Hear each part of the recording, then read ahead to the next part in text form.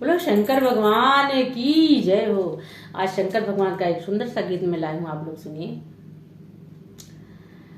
सखिया गौरा मैया से क्या कह रही हैं? डर लागे गौरा, डर लागे गौरा, डर लागे गौरा, डर लागे गौरा तोहरे साजनवा से डर लागे, गौरा तोहरे साजनवा से डर लागे। महलाया टारी उनके मन ही न भावे, महलाया टारी उनके मन ही न भावे, मन ही न भावे उनके मन ही न भावे। पर्वत पहाड़वा मान लागे, गौरा तोहरे साजनवा से डर लागे, गौरा तोहरे साजनवा से डर लागे।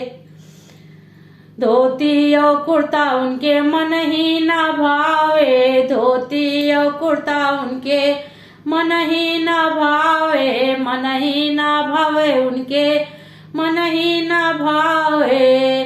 बागे बागांबर मान लागे, गौरा तोरे साजनवा से डर लागे, गौरा तोहरे साजनवा से डर लागे। डर लागे गौरा, डर लागे गौरा, डर लागे गौरा तोहरे साजनवा से डर लागे। लड्डू पेड़ा उनके मन ही न भावे, लड्डू पेड़ा उनके मन ही न भावे, मन ही न भावे उनके मन ही न भावे।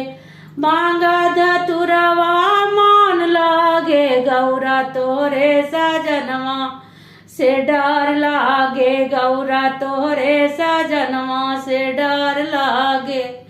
डर लागे गौरा, डर लागे गौरा, डर लागे गौरा तोहरे साजनवा से डर लागे, गौरा तोहरे साजनवा से डर लागे।